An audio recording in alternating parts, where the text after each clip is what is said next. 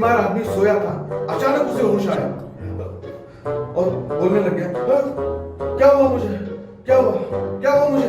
उतने में डॉक्टर साहब बोले, आपका सोनोग्राफी करना पड़ेगा। देखा आपने लापरवाही का नतीजा है।